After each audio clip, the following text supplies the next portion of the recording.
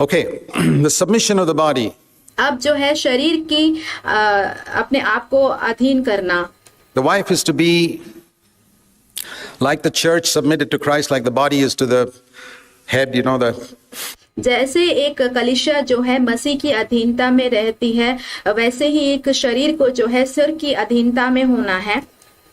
It's not exactly like the body because in this sense, because the body doesn't have any will of its own. ये एक वास्तविक शरीर नहीं है, क्योंकि शरीर का कोई अपने आप में कोई इच्छा नहीं होता है. When my brain tells a hand to do something, it automatically does it. जब मेरा दिमाग कहता है मेरे हाथ को कुछ करने के लिए, तो अपने आप से ही कर लेता है. But it's more a picture like Christ and me. पर ये ज्यादातर एक चित्र है मेरा और मसीह के जैसा. The Lord tells me to do something. Christ loved me. और यीशु ने मुझसे प्रेम रखा, प्रभु मुझसे कहते हैं कुछ करने के लिए. He tells me to do something, but he gives me the freedom. वो मुझसे कहते हैं कुछ काम करने के लिए, पर मुझे वो स्वतंत्रता देते हैं. To say yes or no. ये कहने के लिए, हाँ या ना कहने के लिए. You know that. आप ये जानते हैं. Sometimes you say no. कई बार आप ना भी कहते हैं. And who's the loser? और यहाँ पे खोने वाला कौन बनता है फिर? You. आप ही. But there's one difference, that your husband is not perfect. When Christ tells me to do something, it's a perfect person telling me to do something. पर यहाँ पे एक अंतर है, आपका जो पति है वो एक सिद्ध व्यक्ति नहीं है, पर जब यीशु मुझसे कुछ कहने के लिए करने के लिए कहते हैं, तो प्रभु यीशु जो है एक सिद्ध व्यक्ति है. And you need not have any doubt about obeying him. और उनकी आज्ञा मानने के लिए आपको कोई भी संदेह नहीं करना चाहिए. But when your husband tells you to do something, remember that is not a perfect person. जब आपका पति आपसे कुछ करने के लिए कहता हो, तो आपको इस बात को ध्यान रखना है कि वो व्यक्ति एक सिद्ध व्यक्ति नहीं है. It's an imperfect person. वो एक असिद्ध व्यक्ति है. And therefore, it's not exactly like we submit to Christ. तो इसीलिए ये वैसा नहीं है जैसे कि हम मसीह की अधीनता में होते हैं पूरी तरह. Because there, God has given you as an helper sometimes to tell your husband, well, darling, that's not exactly right, you know. क्योंकि वहाँ पे परमेश्वर ने आपको एक सहायक दिया है, जहाँ पे आप अपने पति से कह सकते हैं कि प्रिय, ये देखिए, ये सही नहीं है. See, God has put you together so that together you can take decisions. देखिए, परमेश्वर ने आपको एक साथ रखा हुआ है ताकि एक साथ मिलकर आप निर्णयों को लें. You're like the elders in your home. आप आपके घर के अगुवों के समान हैं, प्राचीनों के समान हैं.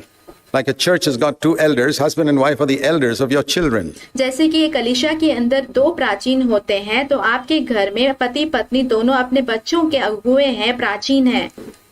And like I said yesterday, two elders balance out each other. जैसे कि कल मैंने कहा था कि दो जो प्राचीन हैं वो एक दूसरे को संतुलित करते हैं. Why did God give Barnabas to Paul and Paul to Barnabas? परमेश्वर ने पौलुस को बरनबास को दिया और बरनबास को पौल क्यों दिया, पौलुस क्यों दिया? Because they were balancing each other. There was grace and truth together. क्योंकि वो एक दूसरे को संतुलित कर रहे थे. वहाँ पे अनुग्रह और सच्चाई एक साथ थी. There. And when God gives a husband and wife to each other, it is so that और इसीलिए परमेश्वर जब पति और पत्नी को एक दूसरे के साथ देते हैं, वो इसीलिए देते हैं they can balance out each other. ताकि वो एक दूसरे को संतुलित करें. It's like taking a photograph of a building. For example, if you took a photograph of a building from the front side there, ये ऐसा ही हो गया जैसे कि आप कोई इमारत का चित्र खींच रहे हो, आपने उस इमारत का चित्र आगे रहकर खींच लिया हो. And a photograph of this building from the back side, you'd get two completely different pictures. और यही इमारत का जो चित्र है आपने पीछे से खींच लिया हो, आपको दो अलग तरीके के चित्र यहाँ मिल जाएंगे, वहाँ पे अलग दिखने वाला. But it's when you put both of them together that you get the full picture of the house. और जब आप दोनों चित्रों को एक साथ रखेंगे तो आपको उस घर का पूरा चित्र मिल जाता है. You know that they say that if you had only one eye, कहा गया है, लोग कहते हैं कि अगर आपके पास सिर्फ एक आंख है, you won't be able to see in 3 dimensions. आप 3 पहलुओं में नहीं देख पाएंगे. You'll be able to see in 2 dimensions. आप सिर्फ 2 पहलुओं में ही देख पाएंगे. It's 2 eyes that help you to see in 3 dimensions. ये दोनों आंखें हैं जो आपको तीनों पहलुओं में देखने के लिए सहायता करता है. And so a man who does not asks his wife's help, जो मनुष्य अपनी पत्नी की सहायता नहीं मांगता, is like a one-eyed man. वो एक आंखों वाला व्यक्ति के समान है। He can see, वो देख सकता है, but there's tremendous limitation in what you'll be able to see. पर वहां पे बहुत बड़ी एक सीमित बात होगी जहां तक आप देख पाएंगे उस विषय को लेकर। If on the other hand you recognize your wife's contribution, अगर दूसरी जगह आप अपनी पत्नी की जो सहभागिता है उसे पहचान लेते हैं, she can give you slightly different. Your eyes, if both eyes were here, you wouldn't get the same three-dimensional vision. Your other eye has to be a little away, and your wife has to see things from a slightly different perspective than you. और ये जो है एक आंख जो है, दोनों आंख जो है एक साथ नहीं रखा गया है, थोड़ी सी दूरी है। और जब आपकी पत्नी अपनी नजरिए से देखती है तो उनको अलग तरीके से वो चित्र दिखाई देता है, वो उसका नजरिया अलग होता है। Then you get a three-dimensional picture of the problem फिर उस समस्या का 3 पहलू वाला एक चित्र आपको मिल जाता है and of the solution. और उसका समाधान मिलता है। Encourage your wife to see things from her standpoint. अपनी पत्नियों को प्रोत्साहित कीजिए कि वो अपनी नजरिए से चीजों को देखें। Don't force her to come to the front of the building and take the picture from where you're taking it, because then you'll miss something. उन पर ये दबाव ना डाले कि वो इमारत के सामने आकर चित्र को खींचे जहां से आप चित्र को खींच रहे हैं, नहीं तो क्या होगा कि आप कुछ खो देंगे उसमें। Those husbands who force their wives to think like them, जो पति अपनी पत्नी के ऊपर दबाव डालते हैं कि वो उनके समान ही सोचे, are going to miss the total picture. वो पूरे चित्र को खो देंगे। God has made her different. God has made her a helper, परमेश्वर ने उनको अलग बनाया है, परमेश्वर ने उन्हें सहायक बनाया है, different from you, आपसे अलग बनाया है, so that she can present her view and you present yours. You put it together. ताकि वो उनका जो दृष्टिकोण है उसे रखें और आप अपने दृष्टिकोण को रखें। और जब आप दोनों इन चीजों को मिलाकर देखें, And you pray before God, and as you weigh those things together before God, because she's an equal heir with you. और जब आप दोनों चीजों को रखकर परमेश्वर के सामने प्रार्थना करेंगे, उन दोनों चीजों को तोल कर देखेंगे, क्योंकि वो आपके समान सहवारिस हैं On the throne of the grace of life. परमेश्वर के सिंहासन पर अनुग्रह के जीवन का। 1 Peter 3 says that. पहला पत्रस 3 अध्याय कहता है ये। Ultimately, you come to a decision which is good. उसके अंत में आप एक ऐसे निर्णय की ओर आएंगे जो कि अच्छा है। I can think of many decisions that my wife and I have taken through the years for our children and our home. And मैं ऐसे बहुत सारे निर्णयों के बारे में सोचता हूँ, जो कि याद करता हूँ, जो कि मैंने और मेरी पत्नी ने मिलकर लिए हैं, हमारे बच्चों के विषय में, घर के विषय में। I'm so thankful that I didn't take them all myself. I think और मैं परमेश्वर को धन्यवाद देता हूँ कि मैंने सारे जो निर्णय हैं अकेले नहीं लिए हैं। my home would have been a mess नहीं तो मेरा जो घर है वो बिगड़ा हुआ होता if I'd done that. अगर मैंने वैसे किया हुआ होता। So many things I can think of ऐसे बहुत सारी चीजों के बारे में मैं सोच सकता हूँ where I thought we should do it some way, and I consulted with her, and she had a different view. Would put our views together, and we did it in a different way. जहाँ पे मुझे ऐसा लगा कि इस चीज को इस दूसरे तरीके से करना चाहिए, जब मैंने अपनी पत्नी से बात की तो उनका नजरिया उस चीज के लिए दूसरा था, तो हम दोनों चीजों को एक साथ रखा, प्रार्थना की और उससे जो है हमने अलग तरीके से किया। I didn't give up my headship, मैंने अपना नेतृत्व वहां नहीं छोड़ा, but I recognized that I can't do things without the body.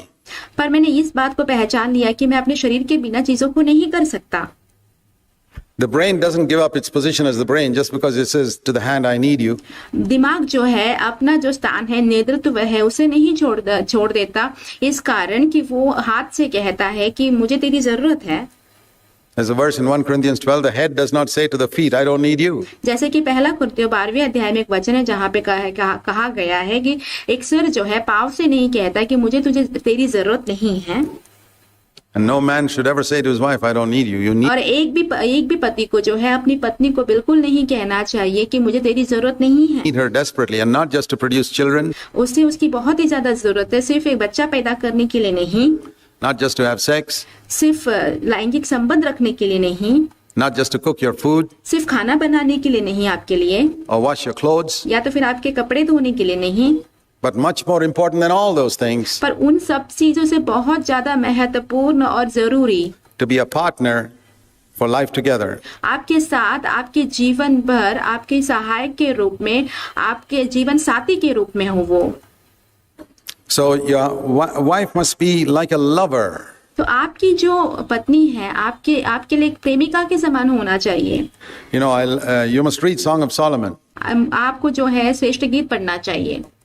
I encourage all of you husbands and wives, read Song of Solomon together. मैं सारे पति पत्नियों को ये प्रोत्साहित करूंगा कि आप दोनों मिलकर जो है श्रेष्ठ गीत को पढ़ें। And if you're really freed from Indian culture, अगर आप सच में जो है भारत की संस्कृति से आजाद हो चुके हैं, the husband should read the bridegroom's part, एक पति को जो है जो दुल्हे का जो भाग है उसे पढ़ना चाहिए, and the wife should read the bride's part to each. और जो पत्नी जो है उसे जो दुल्हन है उसका जो भाग है वो पढ़ना चाहिए। To each other. It's really exciting, I tell you that. उसे एक दूसरे के लिए पढ़ना चाहिए। बहुत ही उत्साहने वाला, प्रोत्साहन देने वाला बात है, मैं आपसे कहता हूँ। I don't see any excitement. We are still bound by Indian culture. मैं यहाँ पे कोई प्रोत्साहन को नहीं देख पा रहा हूँ क्योंकि हम सभी लोग जो है हमारे भारत की संस्कृति के दबाव में ही है, प्रभाव में ही है। Okay. It'll go. Just give us time. चला जाएगा, ठीक है, थोड़ा समय दीजिए हमें। It's in scripture. ये वचन में है।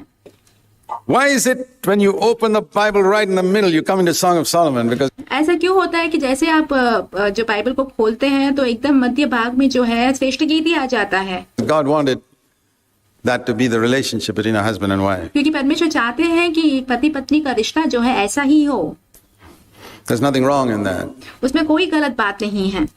And it says there about the bride as she leans upon her beloved. और वहां पे लिखा गया है कि कैसे उसके प्रिय के ऊपर जो दुल्हन जो है वो सहारा लेती है And walks through life. It's a picture of how और वो कैसे जीवन में चलती है। वो एक ऐसा चित्र है the wife lives in constant fellowship with her husband and walks through life. और वो ऐसा है जैसे कि एक पत्नी जो है अपने पति के निरंतर संगति में रहती है और जीवन में चलती रहती है। Like that, lovers, I am his and he is mine. एक जो प्रेमी होते हैं उनके समान, मैं उसकी हूँ वो मेरा है। Just like we sing to the Lord. जैसे कि हम प्रभु के लिए गाते हैं। That's a relationship you should have. ऐसा ही एक रिश्ता आपका होना चाहिए।